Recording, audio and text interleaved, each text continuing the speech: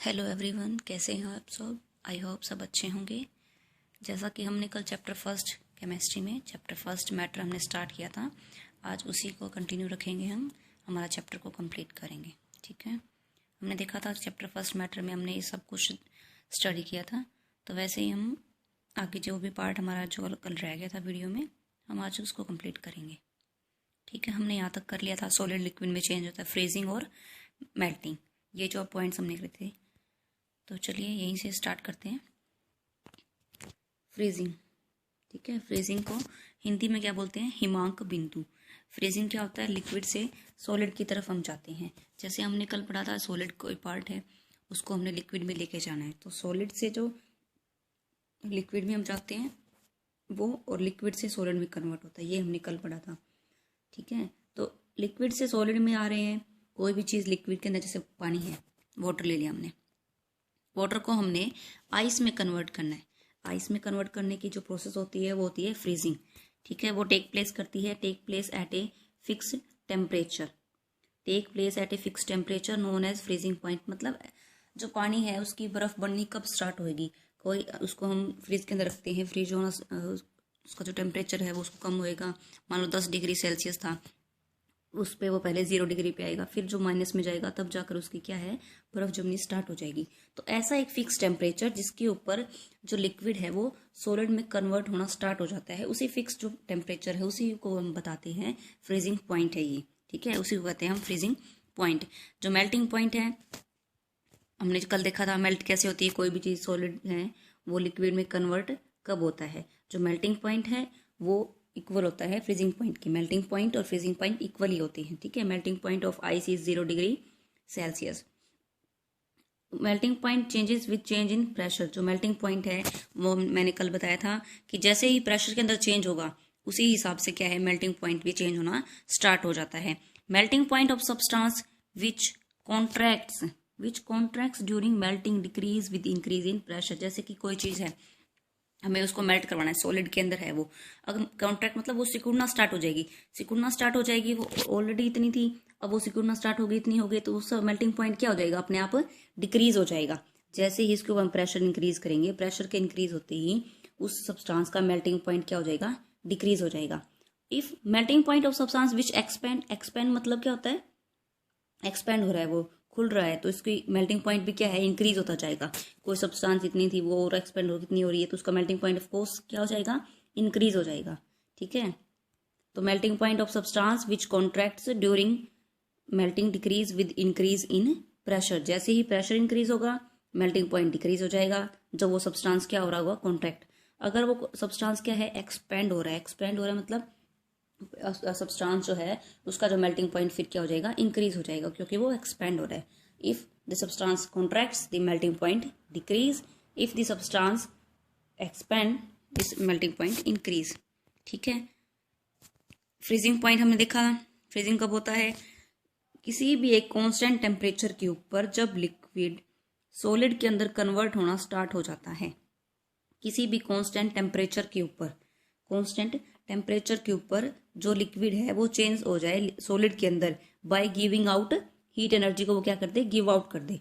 ठीक है, तो वो होता है उसका फ्रीजिंग पॉइंट, कि किसी एक पॉइंट पर जाकर, किसी कांस्टेंट टेम्परेचर पर जाकर कोई भी सब्सटेंस है वो फ्रीज होना स्टार्ट हो गया है, वो क्या है, वाटर की आइस बननी स्टार्ट हो गई है, तो वो उसी को कहते हैं फ्रीजिंग पॉइंट। जो फ्रीजिंग पॉइंट होता है वाटर का वो क्या होता है, 0 डिग्री सेल्सियस।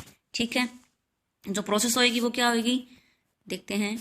लिक्विड से अगर हमें सॉलिड में जाना हो, बताइए, कल मैंने बताया था वो कौन सी प्रोसेस होती है, सॉलिड से लिक्विड में जाना हो कौन सी प्रोसेस होती है, सॉलिड से लिक्विड में आएंगे, कोई भी सब्सटेंस सॉलिड है उसको लिक्विड में लेके आना तो उसको मेल्ट करवाना पड़ेगा ना।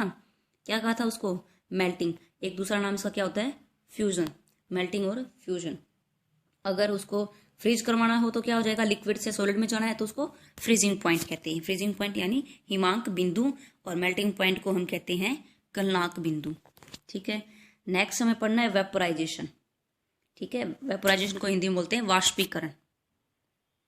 वेपोराइजेशन, वाष्पीकरण जिसको हम बोलते हैं। वाष्पीकरण कैसे कब होता है, changing from liquid state to a vapour state. कोई भी जो स्टेट है, कोई भी सब्सटेंस है वो लिक्विड के अंदर है, कोई भी मैटर है लिक्विड के अंदर है, अगर वो वेपर की फॉर्म में बन जाए, वेपर की स्टेट में चला जाए, तो उसको हम कहते हैं वेपराइजेशन हो रहा है। ठीक है, कोई भी लिक्विड मैटर के अंदर है, कोई भी मैटर लिक्विड है, कोई भी सब्सटेंस हमने लिया, वो लिक्विड है, जैसे पानी है, उसको हमने उसकी वेपर स्टेट के अंदर लेके जाना है, पानी से हमने भाप बनानी है, तो उस प्रोसेस को कहते हैं हम वेपराइजेशन।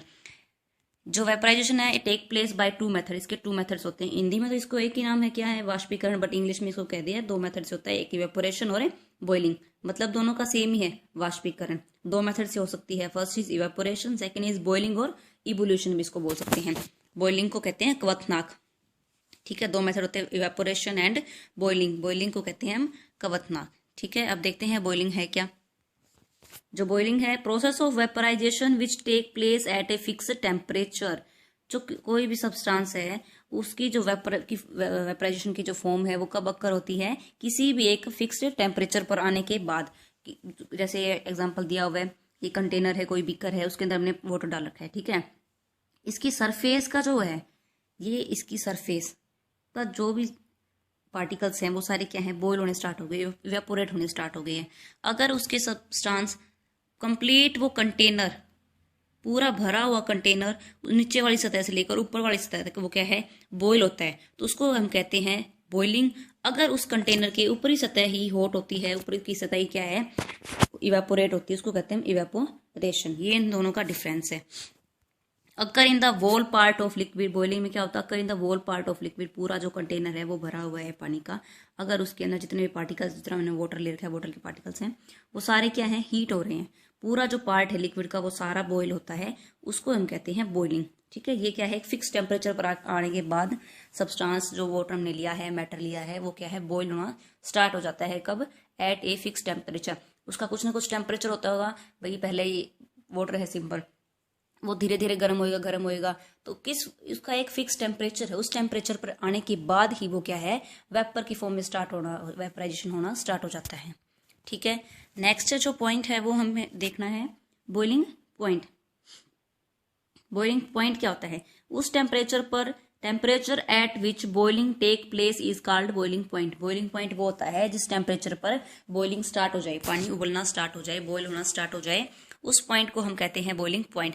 जो बॉइलिंग पॉइंट है, constant temperature at which liquid change into vapour state. कोई भी जो लिक्विड था वो लिक्विड वेपर के अंदर चला जाए, कोई भी जो उसकी लिक्विड, जो उसकी स्टेट थी वो लिक्विड स्टेट को छोड़कर अब वेपर स्टेट के अंदर जा रहा है, वेपर स्टेट के अंदर कन्वर्ट हो रहा है।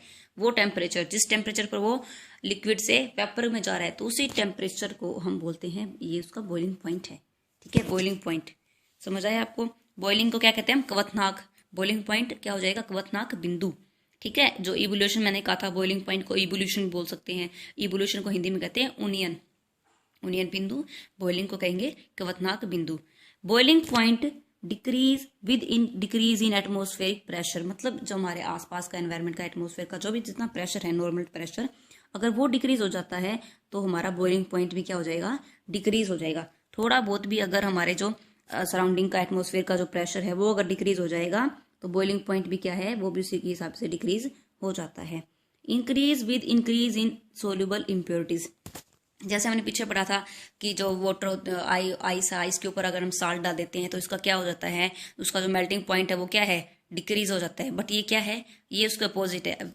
अगर इम्प्योरिटीज डाल दी, इम्प्योरिटीज को हमने इंक्रीज कर दिया तो उसका बॉइलिंग पॉइंट भी क्या है, इंक्रीज हो जाएगा। ठीक है, उसको ज्यादा टाइम लगेगा बॉईल होने में, उसका टेम्परेचर क्या है, बढ़ाना पड़ेगा हमें। इंक्रीज इन सोल्यूबल इम्प्योरिटीज, उसके अंदर क्या था, अगर आप उसके अंदर इम्प्योरिटीज डाल सकते हैं, डाल देंगे तो मेल्टिंग पॉइंट क्या होता है, मेल्टिंग पॉइंट डिक्रीज होता है, बट बॉइलिंग पॉइंट इंक्रीज होता है। ये आपको पॉइंट आपको ध्यान में रखना है। ठीक है, नेक्स्ट हम पहले देखते हैं इवेपोरेशन को, कंडेंसेशन को बाद में देखेंगे। First we take evaporation. Evaporation क्या होता है, conversion of liquid into vapour. जैसे मैंने बताया, लिक्विड का वेपर की फॉर्म में चला जाना, लिक्विड का वेपर की फॉर्म में चले जाना एट रूम टेम्परेचर। ये रूम टेम्परेचर पर होता है, जो बॉइलिंग है वो रूम टेम्परेचर पर नहीं है। Evaporation, conversion of liquid into vapour at room temperature. ठीक है, कॉजेज कूलिंग, इससे क्या है, वो कूलिंग का कारण इवेपोरेशन ही होता है, कूल होना। ठीक है, ठंड का जो कारण है। Molecules having high kinetic energy escape from the surface of the liquid. ये पॉइंट आप देखिए, ध्यान से समझिए इस पॉइंट को। जैसे कि हमने ये कंटेनर लिया हुआ है, इसके अंदर सॉलिड पार्टिकल्स हैं, सारे जो पार्टिकल्स आपस में एक दूसरे से बिल्कुल यूं अटैच है। इनको मैं हाई टेम्परेचर, इनको मैं कोई भी टेम्परेचर पे रख दिया मैंने इनको, तो ये क्या है, आपस में वो टकराएंगे टकराएंगे टकराएंगे, इनको एनर्जी मिलती जा रही है मिलती जाइए। एक एनर्जी इनका वो पॉइंट आता है जिसके ऊपर वो क्या है, इवेपोरेट होना वो स्टार्ट हो चुके हैं। अगर उस टेम्परेचर से उनको 1 डिग्री सेल्सियस भी अगर एक्स्ट्रा उनको मिल गया टेम्परेचर, तो वो क्या है, इसे बाहर आ जाएंगे, ठीक है, एस्केप हो जाएंगे। तो वही लिखा हुआ है, molecules having high kinetic energy, अगर उसको एनर्जी मिलती गई, अगर जितनी एनर्जी उनको मिलनी थी उससे अगर इसको थोड़ी सी भी 1 जूल एनर्जी में इनको ज्यादा मिल जाएगी, तो वो क्या कहेंगे, एस्केप, वहां से बाहर निकल जाएंगे फ्रॉम द लिक्विड, लिक्विड से वो बाहर निकल जाएंगे। ठीक है, आगे बता रखा है जो वेपोरेशन है वो किस किस पे डिपेंड करता है। दिस इज मोस्ट इंपॉर्टेंट, ये आपका क्वेश्चन एग्जाम में आया भी हुआ है कि जो इवेपोरेशन है वो किस किस पे डिपेंड करती है। डिपेंड करती है 4 पॉइंट्स पे। फर्स्ट है सरफेस का एरिया। देखिए जैसे मैं आपको बताती हूँ, ये एक सरफेस एरिया है, ये एक एरिया है, तो यहाँ से जो पॉइंट्स है, बॉइलिंग पॉइंट है, जो भी वेपर्स हैं वो यहाँ से जल्दी बाहर निकलेंगे, यहाँ से ज्यादा निकलेंगे, कौन से एरिया से, यहाँ से ज्यादा निकलेंगे। तो वो डिपेंड करता है सरफेस एरिया के ऊपर भी, ठीक है, डायरेक्टली प्रोपोर्शनल होता है सरफेस एरिया के, जितना ज्यादा सरफेस एरिया होगा उतने ही वहां से वेपर्स बाहर निकलेंगे। नेक्स्ट होता है टेम्परेचर, जो तापमान है उस पर भी वो डिपेंड करता है कि कितना टेम्परेचर उनको प्रोवाइड किया जा रहा है। नेक्स्ट होती है विंड स्पीड, हवा की गति जिसको हम बोलते हैं। जैसे इसका हवा की गति का मैं आपको एग्जांपल देती हूँ कपड़े सुखाने का, ठीक है, कपड़े जल्दी कब सूखेंगे, जब धूप ज्यादा होगी। उनका जो सरफेस एरिया है उसको आप कैसे सुखा रहे हो कपड़ों को, उनके नीचे कितने का सरफेस एरिया है, धूप कितनी है, हवा कितनी चल रही है, उसके हिसाब से कपड़े सूखेंगे। अगर विंड स्पीड ज्यादा है तो कपड़े जल्दी सूख जाएंगे। तो इसी पे वैसे ही इवेपोरेशन है विंड की स्पीड पे भी डिपेंड करता है। जैसे कि आपने देखा होगा अगर किसी दिन बारिश आ रही है तो उस दिन कपड़े नहीं सूखते। क्यों नहीं सूखते, क्योंकि जो हमारे आसपास की जो हवा है, एटमॉस्फेयर है, उसके अंदर पहले से ह्यूमिडिटी है। ह्यूमिडिटी के इन्वर्सली प्रोपोर्शन होता है। कैसे, जैसे कि जिस दिन बारिश होगी उस दिन कपड़े नहीं सूखेंगे, क्योंकि पहले से ही हवा के अंदर ह्यूमिडिटी है। जो इवेपोरेशन है वो कैसे होता है, जैसे यहाँ पे कोई सरफेस है, ये सरफेस एरिया है, यहाँ से बॉयल इवेपोरेट हो रहे हैं, पार्टिकल्स बाहर आ रहे हैं, बाहर की हवा में मिलेंगे, तो ये क्या है, ह्यूमिड हो जाएंगे, उनके अंदर पहले से ही पानी है। अगर विंड की स्पीड ज्यादा होगी तो ये पार्टिकल्स यहाँ आ जाएंगे, तो यहाँ का एरिया खाली हो गया, तो इसके खाली एरिया के अंदर फिर से आ सकता है पानी बाहर, इवेपोरेट हो सकता है, बॉयल हो सकता है। तो वैसे ही ह्यूमिडिटी के अंदर क्या होता है, इनवर्सली प्रोपोर्शनल होता है। और surface area, temperature, wind speed के इवेपोरेशन क्या होता है, डायरेक्टली प्रोपोर्शनल होता है। तो ये क्वेश्चन आपके एग्जाम में आया हुआ है कि इवेपोरेशन किस किस पे डिपेंड करता है। तो आपको ये क्वेश्चन ध्यान में रखना, आपको याद रखना है, ठीक है। नेक्स्ट हम पढ़ते हैं कंडेंसेशन।